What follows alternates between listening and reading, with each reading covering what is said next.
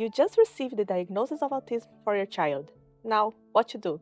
The first thing that you want to do is to spread the word and tell to everyone in your family and your friends because you think they are going to be supportive.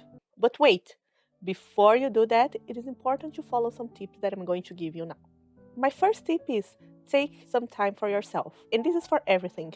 If you have a diagnosis or not, it is important to take care of ourselves.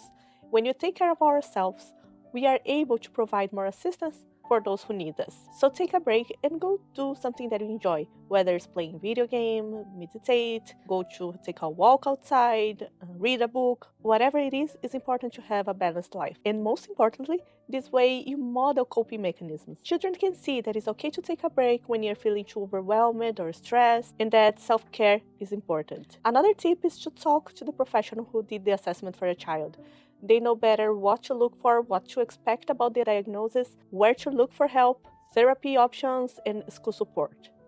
Find other parents of autistic kids. Talking to someone who went through the same things that you are going through now give us validation and support for our needs. This tip for me was incredibly helpful because before I had the diagnosis of autism, I wasn't sure what to expect about the development of my child. Before that, I used to be in groups of neurotypical mothers who had neurotypical kids, and I also compared. I know you shouldn't compare, but for me it was impossible. I always saw the other children developing in one way, meanwhile my son wasn't in the same level, but at the same time he was developing other aspects. So when I received the diagnosis, for me it was like a freedom because I finally could find a group that I felt included, and I could see that what I was going through was normal. And where you can find parents of autistic kids, you can search for local support group as well as online communities like Facebook group and Reddit. My next tip is talk to an autistic adult. Autistic adults can provide such valuable insights and perspectives on how it is to grow up being autistic. As an autistic adult myself, I encourage you to put your questions or comments in the comments below. This way I can try my best to answer your questions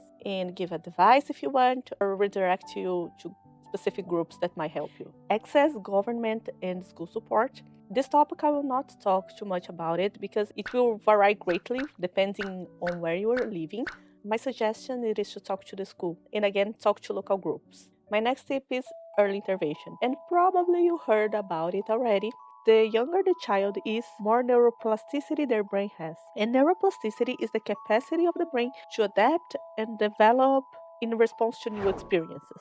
It is the ability of the nerve cells in the brain to form new connections and organize themselves in response of the environment or new learning experiences.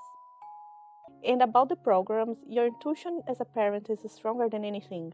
For example, for us, absolutely everyone pushed ABA therapy. And when I started to reading about ABA therapy, I got a feeling that it was not the right thing for us, especially when I read that ABA therapy helps to reduce undesirable behaviors in order to fit society's standards, and they seem too much focused in reducing behaviors instead of building skills. The more I read about it, more I was sure that ABA therapy was not for us. Later on, I studied autism and behavior science. Then I was absolutely sure that ABA is a thing that I will never submit my son on. And I'm sure that every family has its unique perspective and situations, and I cannot judge you if you decide that ABA therapy is good for your family. But I recommend you to talk to autistic adults that went through this.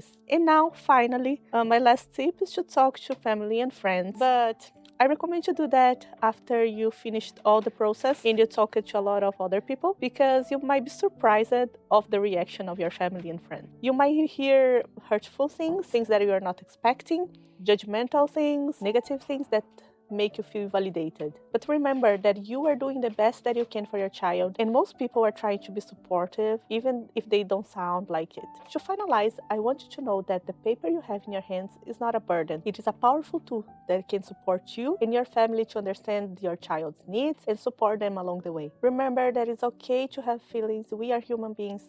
It's okay to feel frustrated sometimes and angry, but you are not alone. There are many of us who are trying to fight for acceptance and for more support for autistic children. Thank you very much for watching, and stay safe. Bye!